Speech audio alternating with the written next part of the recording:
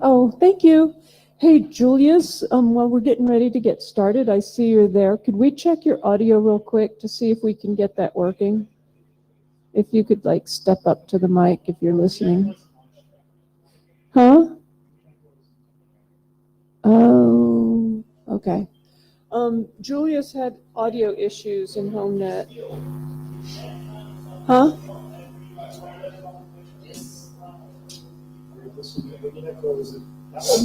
This is the Meet Echo.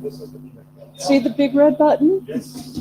The eject button. Why does that screen have this one and the same thing as this screen? Because they're different. That's displaying the same as this. The one over there. Yeah, that one. That's what I'm saying. The one over there is not displaying the same as Maybe that's because that's That's supposed to be. Yeah, it's the full screen of the remote person. I don't know. When we're Yeah. finished. Okay. Okay.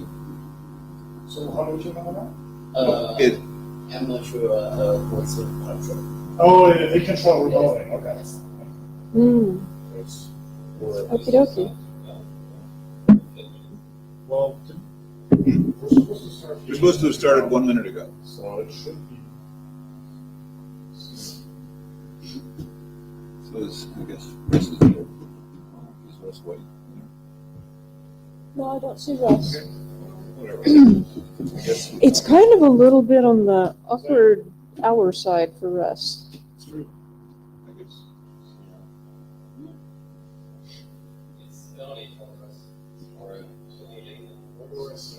Where is he? Is he in Don't touch it. California? Or- oh, he's Don't in- break it. He's in Well, North Carolina. This screen over there is what you're on. Yeah, But, you're right. That's 3:40 a.m. So somebody else touched it. And that's the problem. let me ping the. Okay. Well, Okay. okay.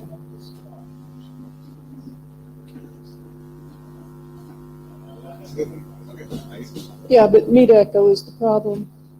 Well, somebody. Oh, yeah. It should be showing the Right. virtual thing where the little figure walks up. Still, we just need to invert the output on that one. I guess I'll go take the sheets out. Okay. So, who's going to jabber and who's going to take minutes? And I don't mean the type of jabbering you two are doing right now. Oh, there we go. I can jabber.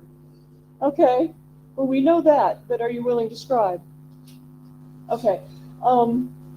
Is there anyone who's going to take minutes? And I can certainly get on and take minutes. And I see Gabrielle, and Gabrielle usually helps take minutes. If we can talk to these people.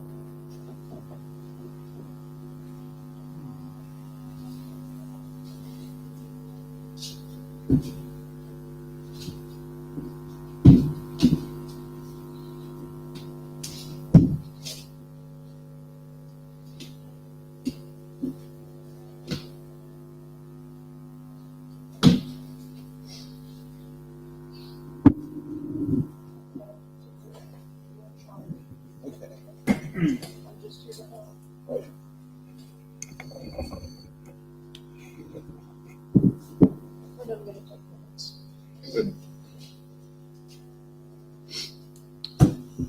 Good. I guess that one's better. Okay. Okay. Hello. Good afternoon. My name is Donald Eastlake. I'm with Huawei Technologies. This is the Babel Working Group meeting. So we have scribes, I guess, pretty much.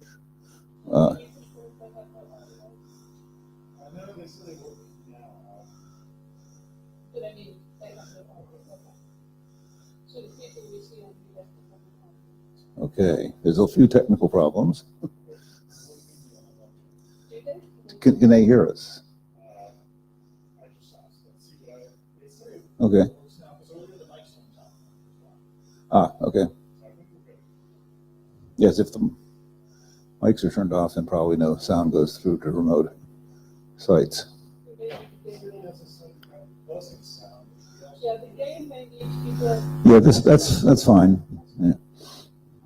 So Russ White is not here because he's in the U.S. He was able to make it. So Barbara Stark's up here at the front table to help out. So can they hear us now? Yes. Okay. So, What about it? well, so I guess things are all set. So, oh, why doesn't this just flip to the next? Oh, you've got unset. Is it?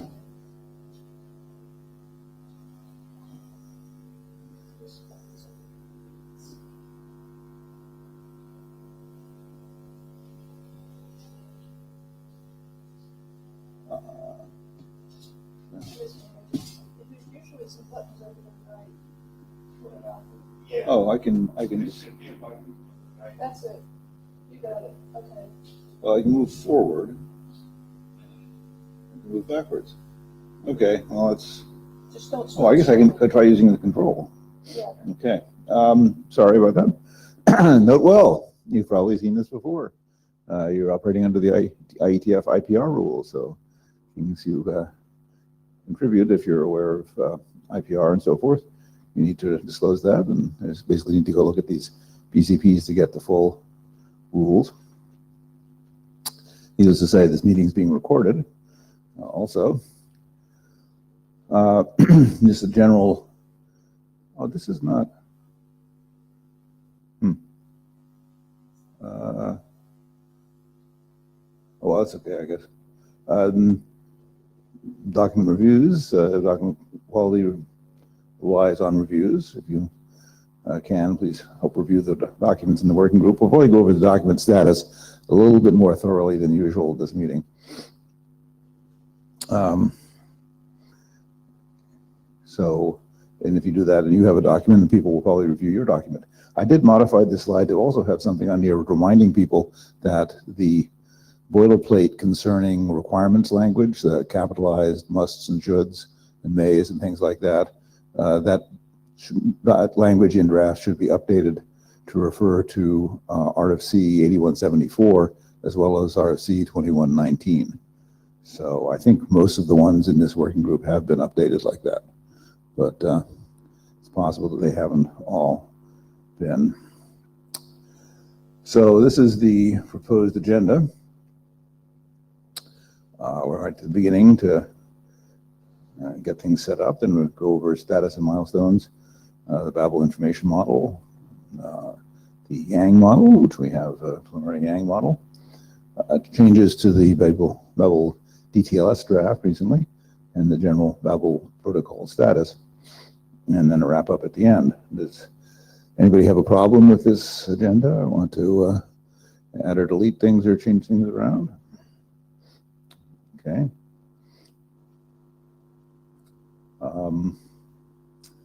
So document status. We have this applicability draft, which does have been judged to have working group consensus. And I just did a shepherd's review of it. It's a very short draft, and I did find a typo that was introduced by the update from 0-03 to -04. So I just posted a message. I think as soon as we have that fixed, I can request publication for that.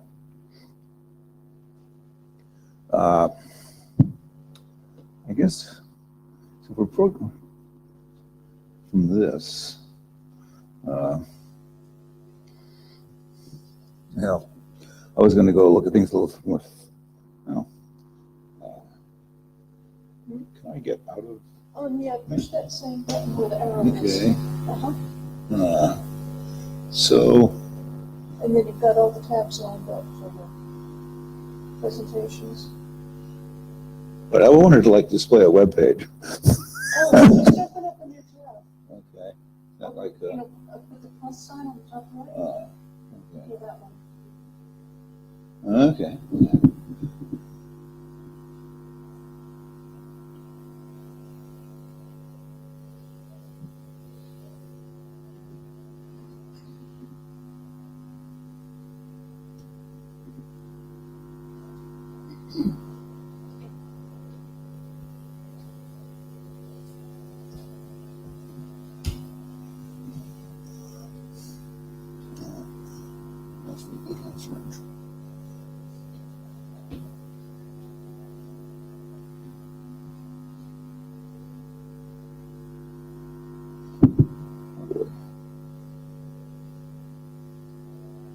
Okay, so I wanted to just go over the status of these documents a bit.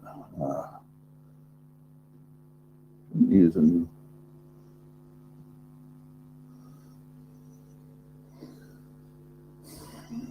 so the applicability draft is the only one which has been judged to have working group consensus. RFC 6126 BIS and the source specific draft are currently in working group last call. We've been there for a long time, and was kind of upholding the 6126 BIS so that the security drafts could go through at the same time, because that seems like it will be useful to have them referenced from the 6126 BIS, and presumably the security drafts, the Babel DTLS and Babel HMAC drafts reference the RFC 6126 BIS, so it's sort of a package. So one question is whether people think that these two drafts, the Babel DTLS and Babel HMAC, are ready for working group last call. And we have an agenda item on the DTLS one, so I guess we could talk about that then. Does people have opinions on whether the Babel HMAC draft is ready for working group last call?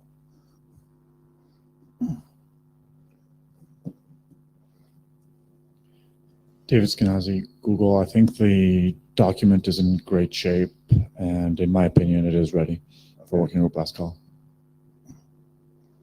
Are there any other opinions on that draft?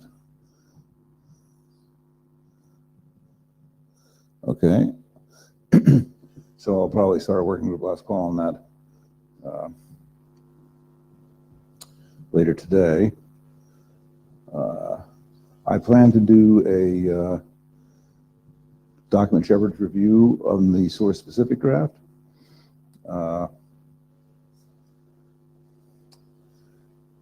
We do have, there's also the information model draft, which we have a presentation on, so we can talk about its status then. And there's a Yang model draft, which is not, which perhaps we can do a call for working group adoption. That's also going to be presented, so we can talk about that at that point. And since this, the way I did this search, it catches anything with Babel in it, there is a HomeNet draft, which is in the RFC editor queue, currently in MISREF, I believe, waiting on 6126 BIS. So we're sort of holding up a document in another working group pending getting our main protocol draft through. Sorry, which draft was Oh. in great shape? The Babel HMAC, which is has a typo in it on the slide. It's not HMAN, it's HMAC. But I'll fix that.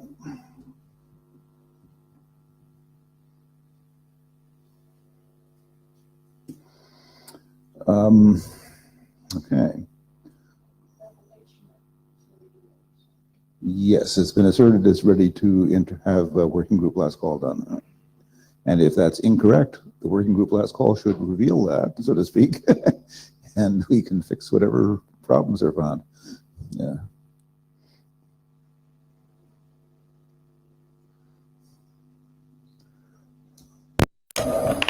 Let's see. So milestones, we have accomplished some milestones, and we're late on some of the ones, but not too bad. I think it's sort of about time we can make more rapid progress on these drafts. A lot of them are in good shape. Maybe we're a month late or something on some of these, but not too bad. That's all the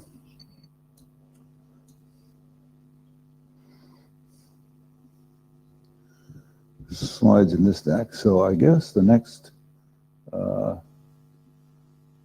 is this, a PowerPoint? Oh, this is weird. I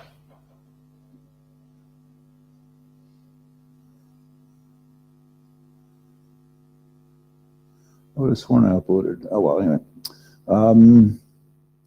The next item on the agenda is the information model. Sorry. No, I just want to get getting out of your way. Oh, here's the map. Hopefully this works. Oh, no, didn't work. Wasn't giving me the little buttons there. They need to full screen it here. I just Right. give us the arrows to check. Yeah, looks good. Okay. I saw this near here and just had to take a picture. It's just like a kilometer away from here. Anyway, sorry. Okay, so I've sent email to the list before about this, but I have moved kind of my working editor's draft over onto GitHub in order to experiment with that. And Karsten, the wonderful person that he is, helped to change it from XML to MD, which actually is much easier for me to edit. And of course, there's a lovely HTML rendition, and you better get used to this new type of HTML format, because as we learned in working group chairs, we're all going to be going over to new HTML formats and things. Anyway, and over there is also the TR-181, just the Babel stuff, William, in case you're wondering, parts of of what I've put together from the information model. If you're curious, I recommend you go look at it. Okay, so these are the issues that are closed. We have introduced the binary data type used for router ID, and I've got it for the hello history. Let's see, we agreed not to change that. The version includes the name and implementation, got rid of external cost, and changed the enable parameters, descriptions, and then there's some other changes, and I'm not going to bore you with these. The IANA registry for link types, I have an issue about that one just because I need people to look at it to see if they like it, and we have some other questions on that. Okay, so the open issues.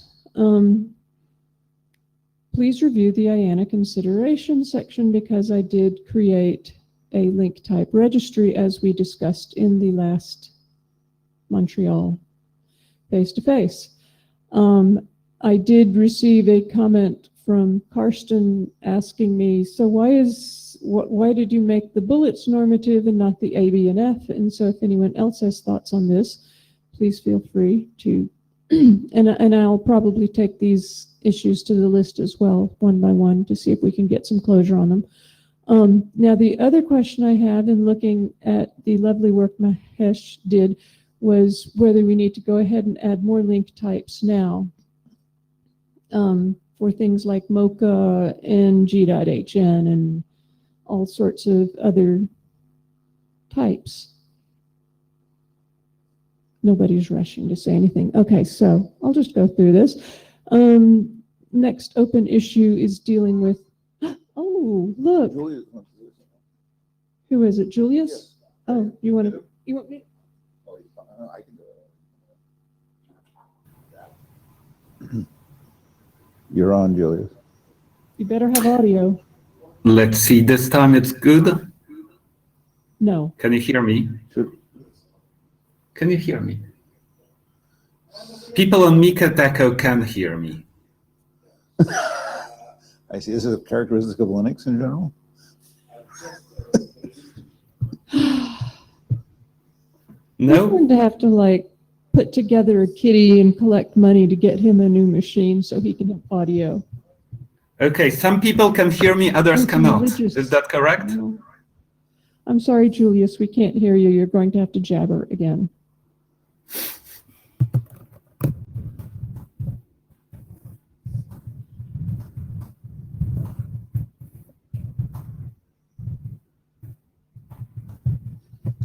Julius has had audio before in previous working group meetings when he wasn't physically present.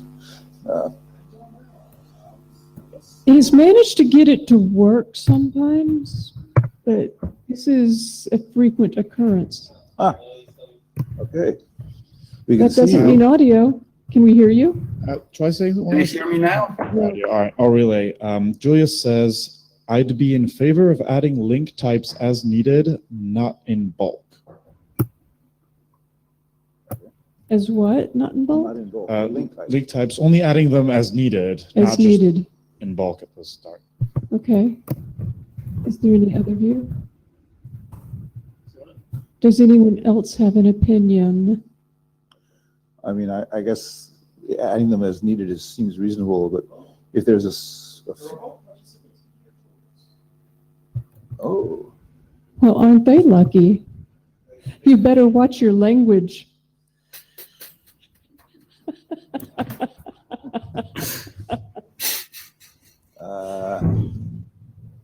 I wonder if there's a sound channel that we need to turn up here. No, because we had this problem. Well, actually, I think Julius was the only person who tried in HomeNet also, so we have no other points of comparison.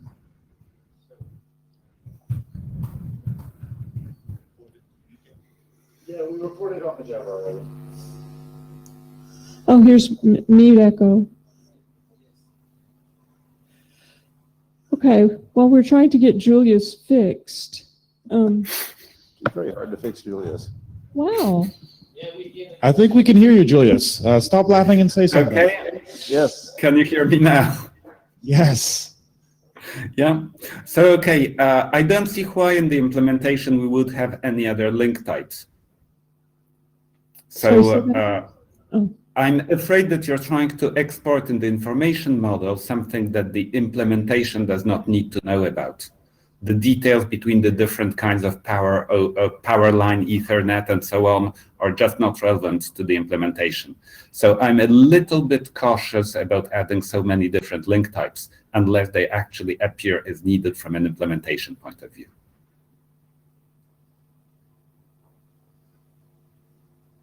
Mahesh Jetanandani, writing the Yang model, I don't know if that would be considered implementation or not, but anyway, the model does allow for extensibility of the link types, which I guess would be good news. But the question of,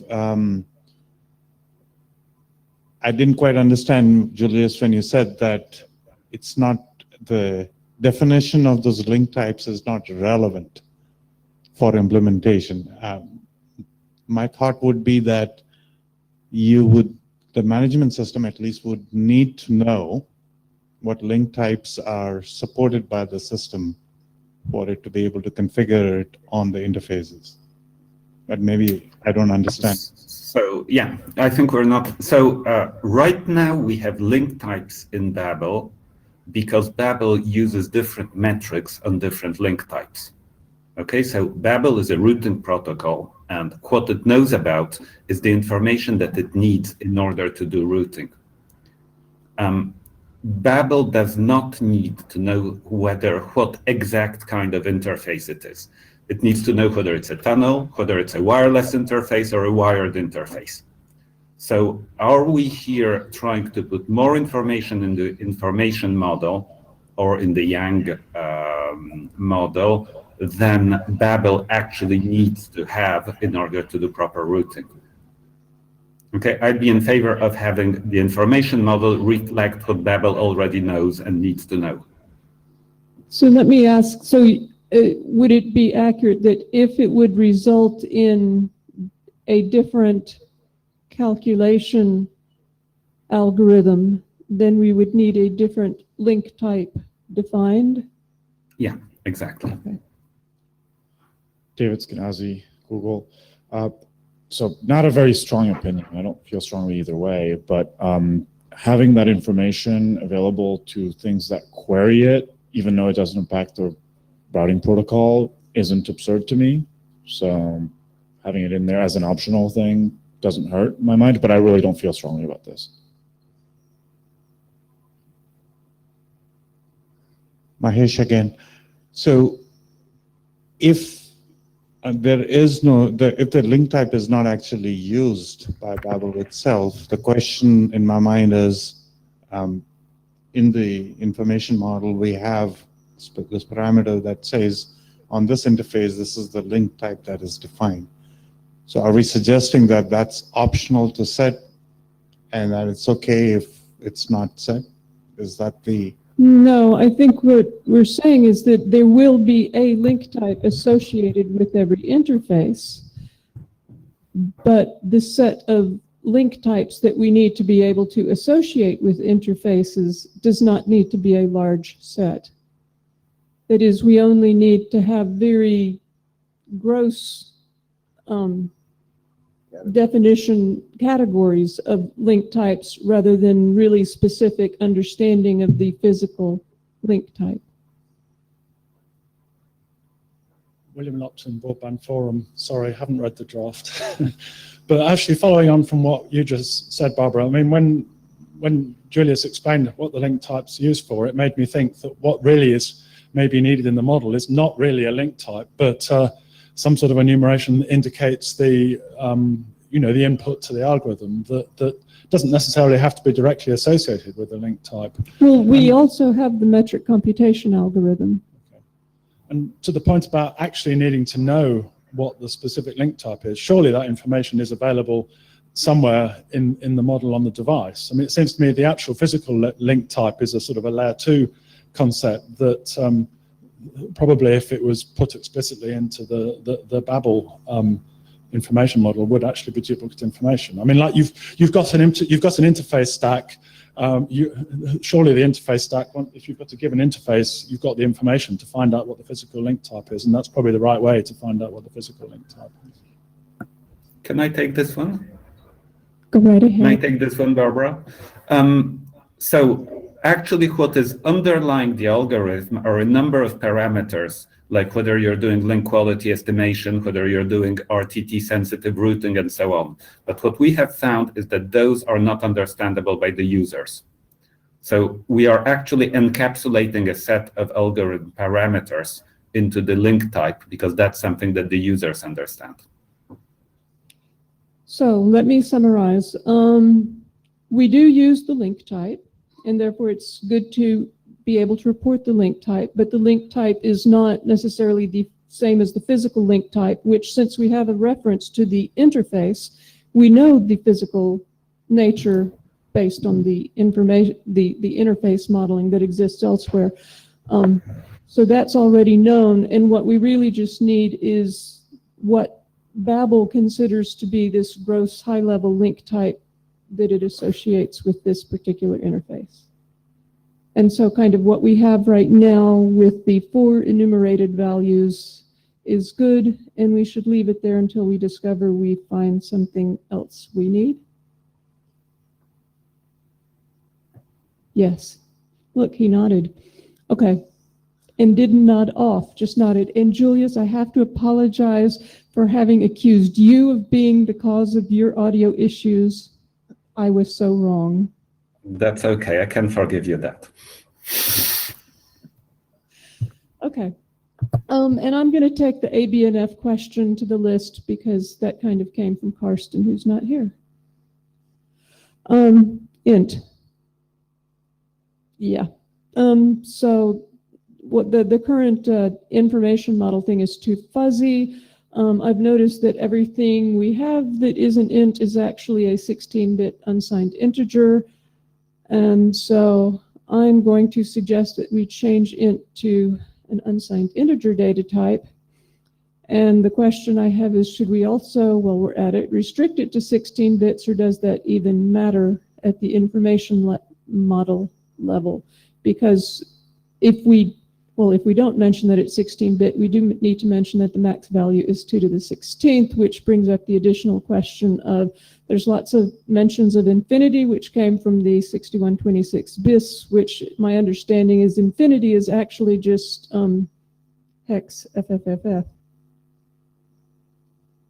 Mahesh. Yes, so from my perspective, I think it's helpful to be as precise as possible. In this case, I would like it to be specified that it's UN16 that we are trying to specify for all those parameters. Then the data model has no confusion in terms of the size. As far as mentioning the max, I think implicitly, if you set the UN to be 16 bits, I think it's implicit that the max value will only be 4Fs. Okay, so we have agreement.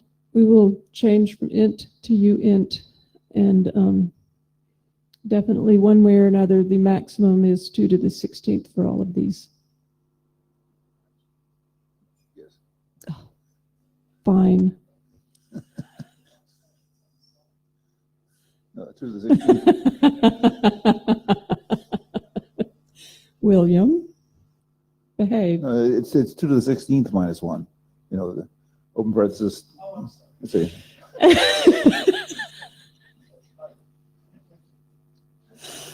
Okay. Number 5 was actually a closed issue if you're counting, why we skipped from 6 to 4. So now we're on issue number 4, plus I thought it would make us feel a whole lot better that we're actually closer to the end than we thought we were. So this is credentials. And I don't want to spend a whole lot of time discussing this here, but I need to bring up that I think, I kind of threw together something so that we would have something to throw things at.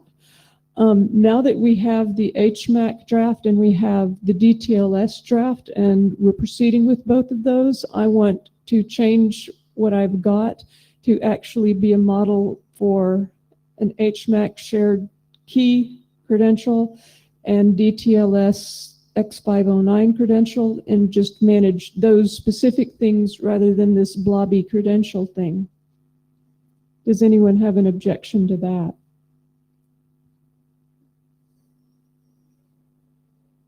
No objections. Okay. Oh, Julius is going to say something. Imagine that. Go ahead when you can. I thought, Push it harder. Hi. There you go. That did the trick. Okay, sorry. Yeah. In HMAC, there is no defined format for the key. But it So is a that shared means key, right? it is a shared key, but the format is not defined because all you have on the wire are the signatures. And that's, Well, So there is no on-the-wire serialization for the keys defined in HMAC. But if you look at HMAC, it's just a byte string, right? Yeah. But then you would need a registry of HMAC algorithms, wouldn't you? Maybe. I don't know. So I think it's... Sorry, I Mahesh. think, Sorry. yeah. Go ahead. Finish. No, I'm fine. Go ahead. So then the question I would, sorry, this is Mahesh. The question I would have is when we go to define this in the data model, we would have to define what the shared key format would be, or at least import it from an existing model that defines shared keys. and we also need to make sure that whatever an implementation does in using the shared key to hash things out, that 2 different implementations do the same thing so that they actually think they're using the same shared key. I think the HMAC definition. Don't look at me that way. RFC 2014 or whatever it is, or 2104, is clear enough on that. But the thing is that HMAC is based on a MAC algorithm. So you need a key, which is a byte string, and you need a MAC algorithm. to really specify what you're doing. So Julie, that's why Julie was asking if we need a registry of HMACs, which really boils down to a registry of hash functions, really. Sorry, hash functions. So hopefully there is such a registry around already, but if we have to do that. David Skenazy, Google. I don't think there is such a registry. Each protocol that uses HMAC, as far as I know, defines its own registry, or each protocol that uses hash functions. For example, TLS has a registry of hash functions. IGV2 has a registry of hash functions. I don't think there's an arbitrary one. So in this case, in order to configure this, yeah, you would need the pair of hash function, comma, key. And so I think I agree with Julius. We would need to define an INA registry for hash functions used in Babel, and then it's just a byte string for the key that has arbitrary length. So you think we need another registry? Yeah. Is it in the HMAC? It needs to be in the HMAC document, right? That would be Not necessarily. No, it doesn't, because for the HMAC document, the hash function is never sent on the wire, only the output. So as long as both implementations agree to use, let's say, SHA-256 with key foobar, then they're fine. How do they agree to use SHA-256? The same way they agree to use that key. You don't need a registry for that. The purpose of a registry So is you to want have it in the an info, it's going to be configured, you're saying? Yes. Okay. But And then there needs to be I need to look at the HMAC drafting, but there needs to be a security consideration section which says that, for example, probably the identity function is not a good hash function. True. So the HMAC draft recommends SHA-256 as a mandatory to implement, which is considered secure today. And then you can define your own on the side. And the key size, yeah, it just says use the recommended key size for SHA-256, which is 32 bytes. Okay. So what I'm hearing is for HMAC, for the information model for credential management and for HMAC management, is we need the shared key and we need to know the hashing function. Okay. For DTLS, we're using X509 certificates? Just like in TLS with the extended header or whatever stuff? Not necessarily. DTLS can be keyed using certificates, using raw keys or raw asymmetric keys, using shared secrets, using a whole bunch of things. That doesn't really help answer your question, though. No, it really doesn't. It makes it much more complex. Exactly. So, yeah, the nebulous credentials in quotes is kind of all of the things DTLS can do. So for this, maybe for now we just say, hey, the model document only supports X509. I'd be fine with that. Okay. Mahesh, and that would be my recommendation, that the draft says that we're going to support only X509 certificate for now. To clarify, the sorry, what's the name of your dash again, Barbara? Information model. Thanks. The information model and Yang model can say that to configure, we only support X509, but the DTLS draft doesn't need to mandate that. Mahesh said true. And then Mahesh and I are going to work out how to include language for modeling the adding and deletion of these things which are highly sensitive. And we're going to do that amongst ourselves. Okay, the security table, this is related, but right now I've got this security object kind of redundantly in two places.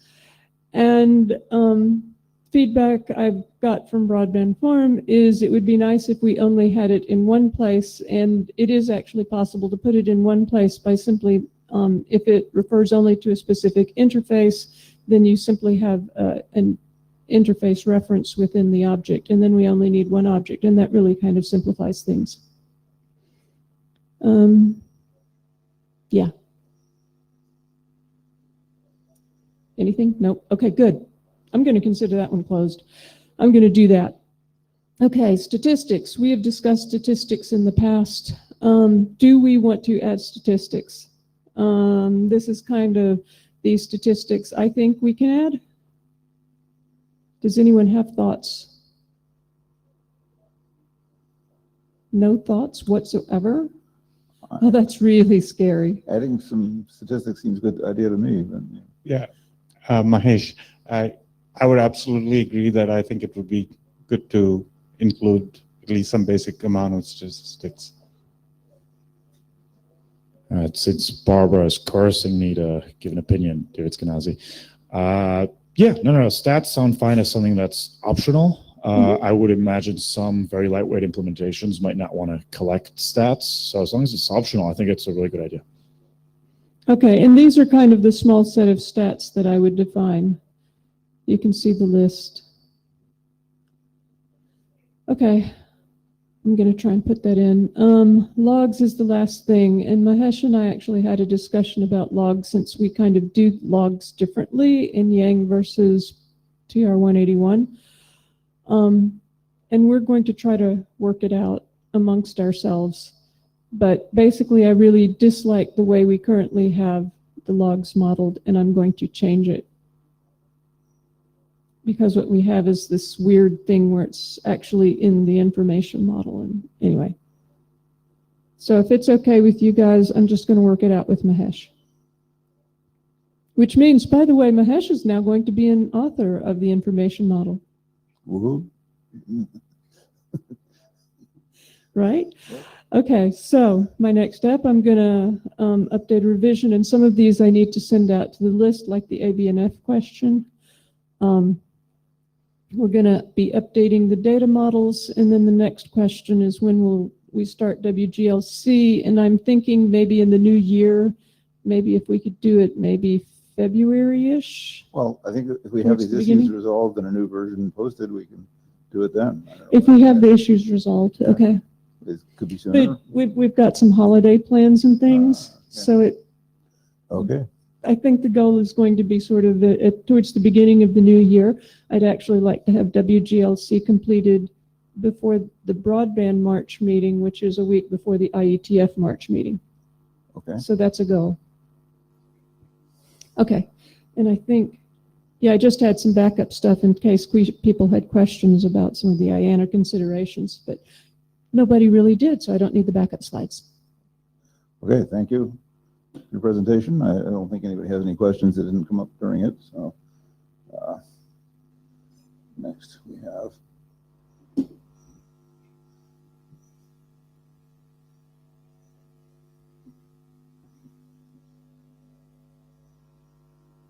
All right, so I'm going to present the Babel Yang model.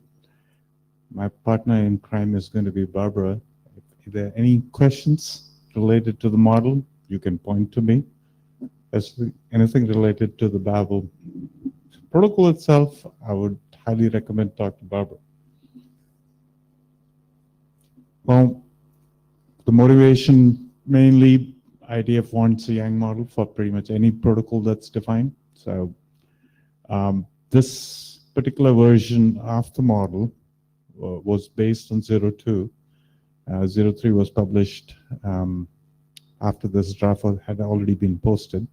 So maybe one of the first things I'll be doing is bringing it up to date to the 03 version. It is a Yang 1.1 model, which may not mean much, but I just mentioned it. And the next statement is also not going to make too much sense, but it's NMDA compatible, which essentially means that it should work with all the modern NMDA-based management systems. If you have any questions about it, feel free to ping me.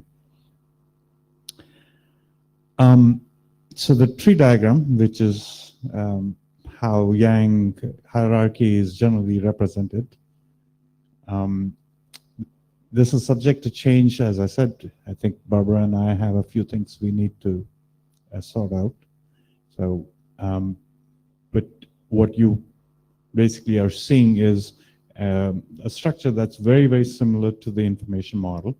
So there are, of course, in the base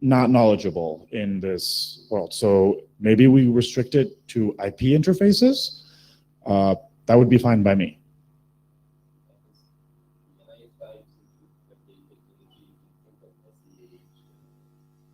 To the right, maybe? So, well, then I guess let's take a quick step back into what we're trying to get out of this. Because if I have a Babel router and I want to manage it remotely and get some information, I do want to know, let's say, for example, that on this side it's Ethernet and on that side it's Wi-Fi. At the end of the day, both of those carry IP. And what conceptually from the Babel, yes, they're IP interfaces, but what we're trying to get out of here is some more information about what's under IP. So as long as that interface can carry IP, it works. So, Barbara, so both the Yang and TR-181 have layered interfaces. For every interface, you happen to know, like if it's an IP interface, you know what 802.3 interface is, if it's, you know, on top of an Ethernet MAC, is below that. And then below that, it would be maybe your physical interface. If it's tunneled, you may have additional, you know, you may have, I don't know, a 464XLAT IPv4 on top of an IPv6. But that's still, oh yeah, that's still an IP interface there. Mm-hmm. But I think if we restrict it to IP interfaces, that would be very helpful. Okay. If we can. If we can, currently my understanding is you cannot, there's nothing defined as IP interface only.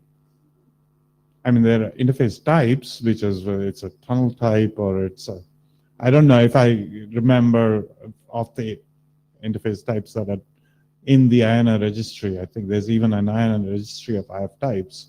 I don't think so. There is something which says it's IP type. Well, William Lupton. But I mean, if there's a missing interface type, then one can ask, if there really is a missing interface type, one can ask for it to be added. But I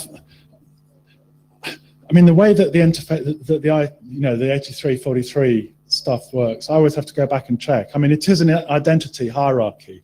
So there may be ways of doing this that don't actually require the reference key specifically to an IANA IF type. I think there may be a way of doing this using more of a, you know, an appropriate point in the identity hierarchy. But that would require, at least on my part, research to, you know, I can't give an answer. But I do think that if one's worried about future extensibility, it's good to start narrow, in the sense of what I mean is really constrain the interface types, because per the, whatever it is, section 11 rules in 7950, you know, the ones that say what are acceptable changes to a future version of the Young model, I believe that you can, for the when statement, you can allow it to apply to more things, but you can't narrow it to apply to fewer things. Yeah, you're thinking of backward compatibility. Yeah, the backwards compatibility, which is, I think, an important consideration for a Young model. It's a good point whether restricting is a backward incompatible change, or are you just redefining? Because you can do the same thing with the deviation statement in Yang. You're not necessarily changing the model, you're just saying that I don't support certain types of interfaces. Right. I have to go back and always read that section, but I believe it explicitly says that you can like make a when statement apply to more things. Whereas, of course, I mean, wouldn't use restrictions deviations in a standard model, would we? No. No. So maybe we should move along, just because Okay. we have had some extra time, but we're kind of using it up. So Okay. And there was a question of what is the designated outgoing interface, and I think that's defined in the model as leaf neighbor. Question number 2, or issue number 2, Babel link types. I think we discussed this quite a bit already in the context of the information model. So I'm going to kind of skip over some of the questions because I think I have the answers. So unless someone wants to bring up any more clarifications, I did have a private conversation with Barbara on this, and I think I'm kind of clear on how the link type is going to be used. I think the same is true for the metric computation algorithm and the security supported. The last, of course, is going to change substantially. Right. So this is a bigger question for the working group. Yang has already defined a base routing model that takes care of things like routes, RIB, VRF interfaces, and routing policy. Quick clarifying question, David. Can you define those acronyms, please? Oh, okay. So routes, of course, are routes. RIB is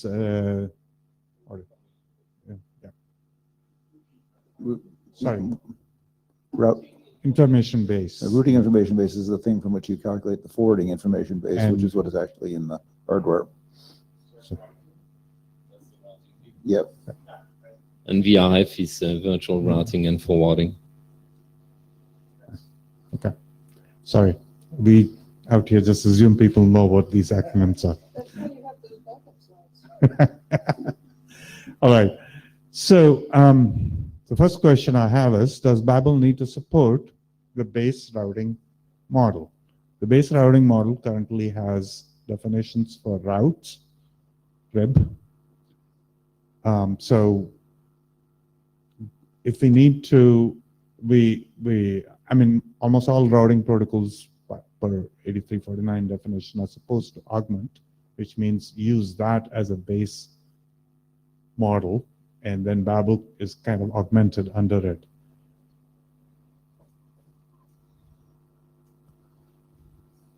Martin Vigor speaking.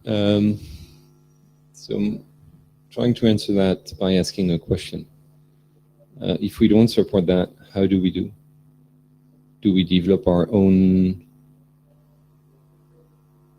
Right. So, yeah, to try to answer that, your question, I'm not going to try asking another question is, because the information model has a block for routes today, and I don't think so there's anything for RIB. But if we choose not to, then we are kind of fragmenting the routing table in some sense between Babel and all the other protocols that might be running. So I'm guessing that the answer is yes, we need to augment the base routing protocol model.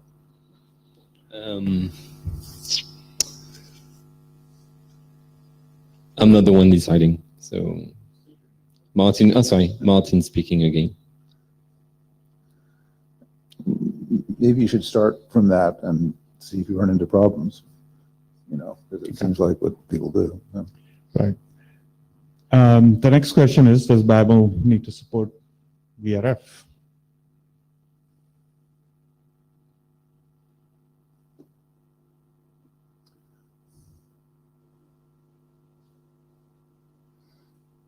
And just from my brief look at these things, and I don't know a whole lot more than the rest of you,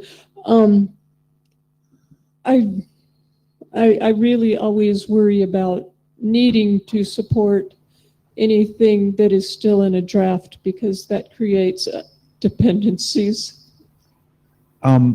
Yes, so it might, at the worst case, do a misref, but I think not doing it probably, I don't know, if it might create more problems for us. I'm throwing it out there. I did push the button, so I don't know what the status is. Just to add a data point, there are at least 2 implementations of Babel that support VRF, and the configuration of that thing is a mess. So I don't know if we want to put it in the Yang model, but I'd be nervous. Okay.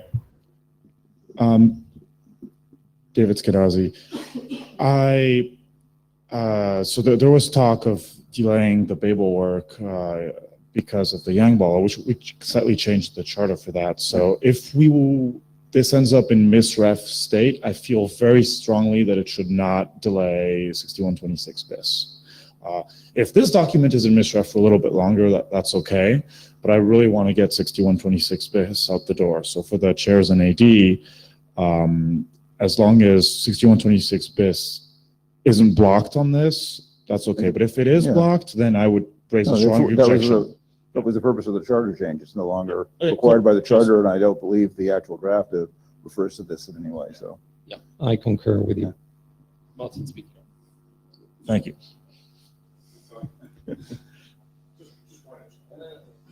Okay, actually, I should have gone to the backup slides for each one of these questions. But, We don't really have enough time. to do okay, that. so the last one is, does Babel need to support routing policy? And for that, sorry. Oh, I guess I don't have the latest slides here. But anyway, so it provides a generic policy framework, and if we need that capability, then I would need to add that. I don't know what the story is. It's not, the agenda slide isn't my latest agenda slide either. I uploaded your slides and I uploaded my slide. I don't know why we're not getting the latest ones on this Chromebook here. Okay. What? Oh. I think they're good enough. Right, unless someone wants to really know what the details of Yeah. the routing policy model is. So the question is, do we need to support routing policy?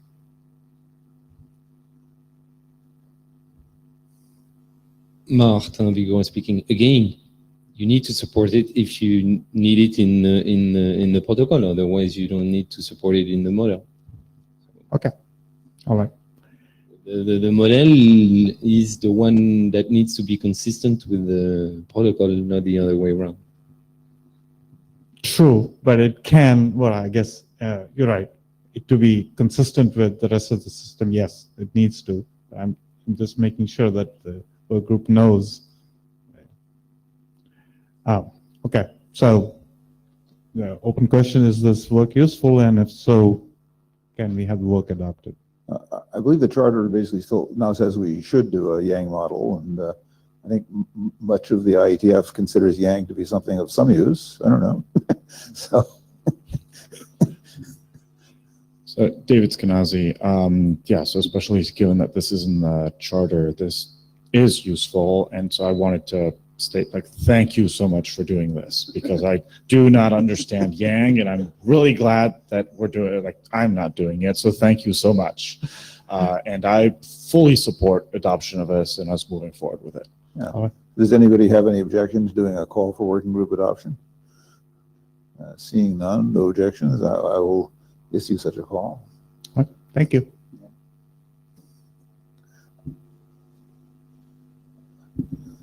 I guess the problem is I should have refreshed the web page of the meeting materials before, but that's not immediately obvious anyway. Relaying, I think Julius said +1, which I think Okay. was to the support of adoption. Yes. Well, people need to do that on the web page. So you're next. They've already yours. Thank you. Wow, we don't have a pink box anymore, we have a pink X. How does that work? All right, so a very quick update on Babel over DTLS. My name is David Skenazy, and this was a document that was written with Antonin Decimo and Julius Hobacek. So very quickly, the idea is you use multicast hellos to discover neighbors. Once you've discovered a neighbor, you establish a DTLS connection, then you run everything else inside DTLS, and it's safe. Yay. So the idea is we have two security systems for Babel. One is HMAC, DTLS. This one has more dependencies, especially you need a DTLS library, which isn't always easy on very constrained devices, but it also has more features.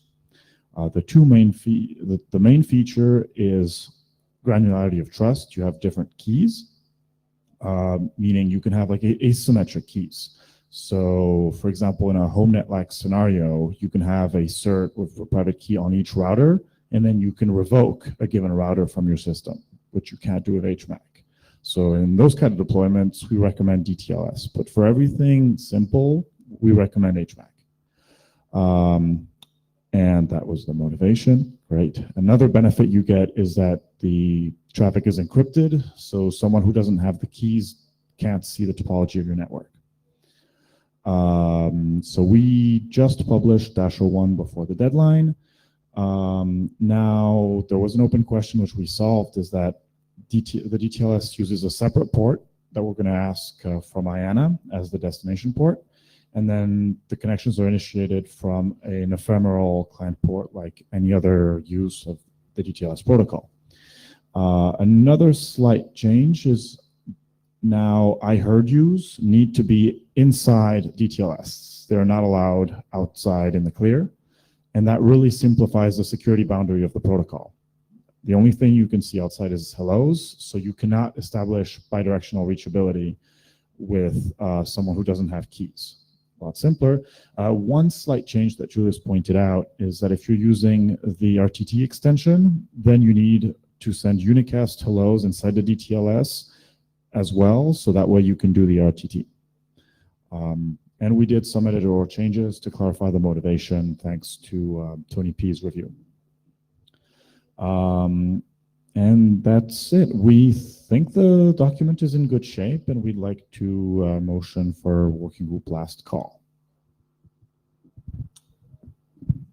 Okay, are there any comments on this presentation or the document or the question of working group last call? And Julius is asking for attention. Is anyone on Jabber in the room? Just so make sure. I'll go. So first, I'd like to say that I support the change of requiring IHUs to be protected. And the argument that convinced me is the fact that it makes it easy to convince yourself that the protocol is secure. If IHUs need to be protected, then you never create a symmetric association with somebody who doesn't have the key. Okay, so that makes it easy to convince yourself that the protocol is secure. The other point I think is important to mention, the other reason you want to have DTLS in addition to HMAC, in addition to your 2 points, is in case you run into trouble because people are telling you you don't want to do your own crypto. Okay, there is this point of view that one should not be doing their own crypto, which I don't necessarily agree about, but some people might be in this kind of environment, and DTLS solves quite nicely the problem of delegating the crypto to DTLS. I agree. Thanks, Julius. Okay, so I'm not hearing any objections. I'll do a working group last call on this.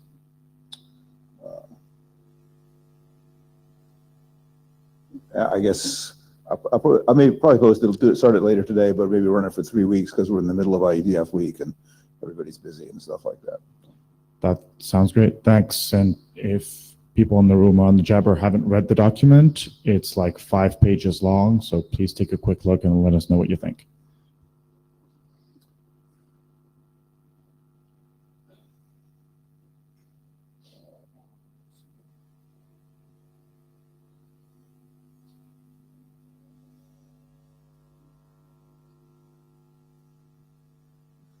Next, we have recent changes to RFC 6126 BIS.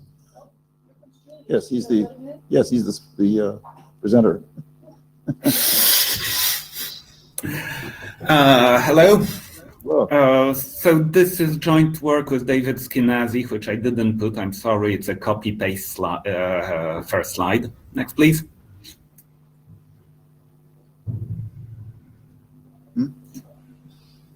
what is it? What did he say? Next slide, please. Sorry, I understand. Yes. Oh, You can use the remote. oh, the remote. I have the remote. That doesn't work. Push that button on the right. I did push that button on the right. Push it one time. Oh, one time too many. Okay, I think we've overcome that technical problem. We're now on the second one. Okay, so there was 6126, which defined the original Babel, 7557, which defines the extension mechanism. And the two have been unified. We've put them together and we've made 6126 BIS, which is now a -06. And so there are a number of clarifications of tightenings. There are quite a few loosenings because over the years we have understood that what I had done in the original 6126 was overly restrictive, and we understand now that there are things that we can do which we didn't understand then. And we have deliberately refrained from adding new features unless we actually use them. We've just added improved neighbor discovery and link sensing. So it turns out that the algorithm itself works pretty well. And usually when people run in trouble, it's because of neighbor discovery and link sensing. So we've added unicast hellos. That was David's and Toki's work. We've added unscheduled hellos, and we have a more extensible packet format, mandatory sub-TLDs, and we now have a packet trailer, and that's new in -06, and it would be really good if people could review it. Next, please. So unicast hellos, that was done by David, so I don't feel very comfortable speaking about it, but in 6126, all TLVs can be sent either over unicast or multicast, except hellos, which must be sent over multicast. In 6126 bis, David and Toki have added a new kind of hello, the unicast hello, which is sent over unicast to just a single neighbor. And except for that, it has all of the features of an ordinary hello. And we believe it can be useful on link layers with outrageously expensive multicast, in which you want to avoid sending periodic multi-hash hellos. And it can be used if you need to carry a sub-TLV that can only be stuck on a hello in a unicast packet. And the obvious example, the only sub-TLV we have right now is the timestamp sub-TLV, which David mentioned in his talk. And other than for the hello sub-TLV, unicast hellos are not required by the DTLS extension, which protects everything except hellos. Next, please. There are unscheduled hellos. So in 6126, every hello resets the link quality timer. So it's difficult to send a hello at an arbitrary time. In 6126 bis, we have a notion of an unscheduled hello, which is just like a hello, but it doesn't reset any timers. So that's something that doesn't cost much. It's a small extension to the protocol, and it simplifies the implementation somewhat if you need to send unscheduled hellos. Next, please. The big change in 6126 bis, and that is mostly due to Gwendoline Schwan, who harassed me for weeks until I agreed to add it to the protocol, and she was right, is the mandatory sub-TLV. So in the original 6126, a Babel packet was just a sequence of TLVs. And whenever you saw an unknown TLV, you'd ignore it. In 7557, I added the notion of a sub-TLV. So every TLV, most TLVs can contain sub-TLVs. And if you don't understand a sub-TLV, you ignore the sub-TLV, but you still honor the rest of the TLV. And in 6126 bis, we added mandatory sub-TLVs. So a mandatory sub-TLV, if it is unknown or misparsed for any reason, it causes the whole enclosing TLV to be ignored. So that is a dramatic simplification to protocol extensions. We've seen it with source specific. It's shrunk by half when we got mandatory sub-TLVs. They are a little bit more complicated to implement. They add some 20 lines of code to your implementation if you're not doing sub-TLVs, because you have to walk every TLV that you understand to see whether there are any mandatory sub-TLVs that you don't understand. It's well worth it. Next, please. And the new feature in 612 in -06 is the packet trailer. So a Babel packet has three parts. There's a fixed size packet header of 4 bytes. There's the packet body, which is a sequence of TLVs. And after the body, there is a trailer, which I defined in original 6126, and I said it's silently ignored. We don't know what to do with it, but it naturally came up. And the intent of that was to carry cryptographic signatures. Now in 6126 bis, in -06, we've extended the packet format to define the packet trailer, which is now a sequence of TLVs. You can reuse the same parser as for the packet body. And it's only used by the HMAC extension. The HMACs that cover the packet body are carried in the trailer. So what happens here is that you avoid the dance, of having to erase the HMAC before you compute the HMAC, because the HMAC does not cover itself because the HMAC is in the trailer. So there's a trade-off here. We have complicated the specification, and what we got in exchange was that the implementation is much simpler. Toki, who did the other implementation of HMAC, agrees with me. It's well worth the trade-off. Now, it used to be an appendix of the HMAC draft. In -06, I've put it in the body, and the only review I had was from Toki, who said that my English is absolutely horrible and that I have to rewrite it, but he agreed with the contents. So please review this. This is new stuff, and we'll be stuck with it if we get it wrong. Next, please. Okay, so just a quick note about compatibility with 6126. Unicast hellos and mandatory sub-TLVs are incompatible extensions. So understanding them is some 20 lines of code that we need to add it to all implementations before we can start sending them. And the current status is that we've done the work in BabelD, in Bird, in SBabelD, and in David's top secret implementation I'm not allowed to tell you about. We haven't done it in FRR, and there is one that I've missed here. We haven't done it in PyBabel. So it needs to be done in FRR and PyBabel, and then we can start sending the fancy new sub-TLVs. Next, please. Well, thank you for your attention.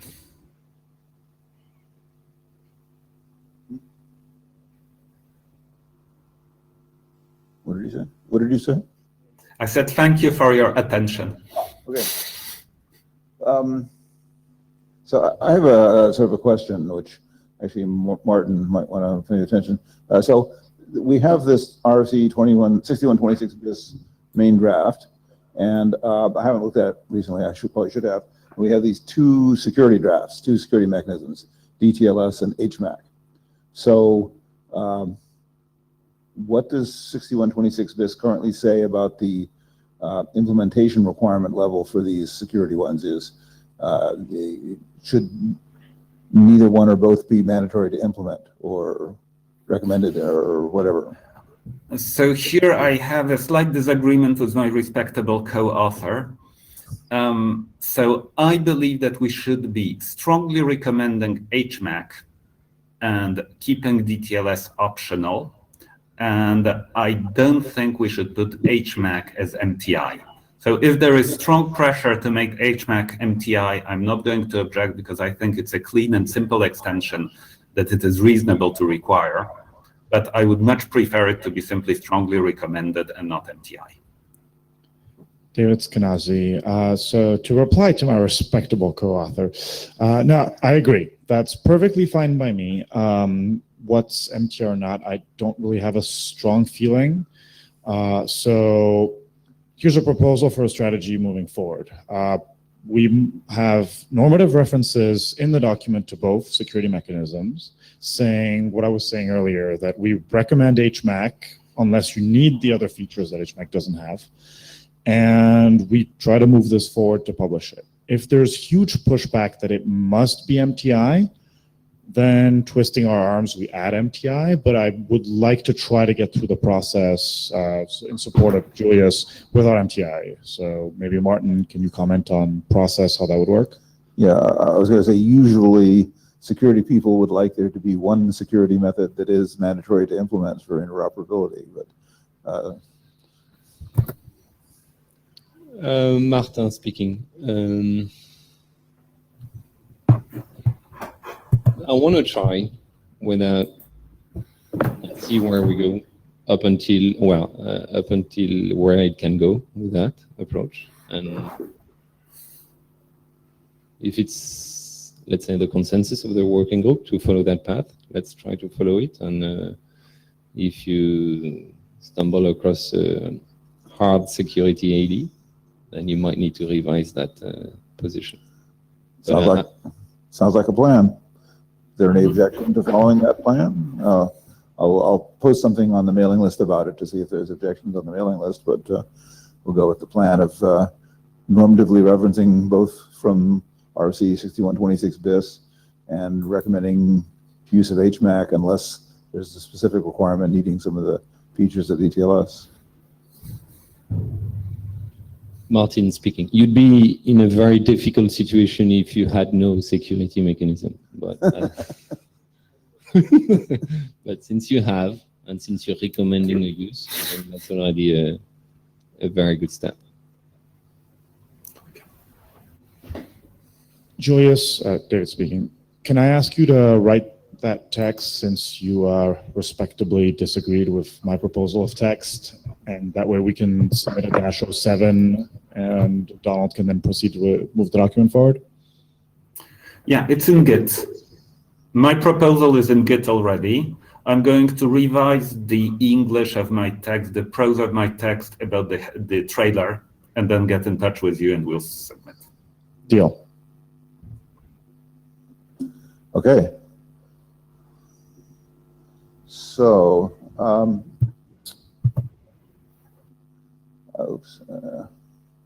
that's kind of the end of the agenda.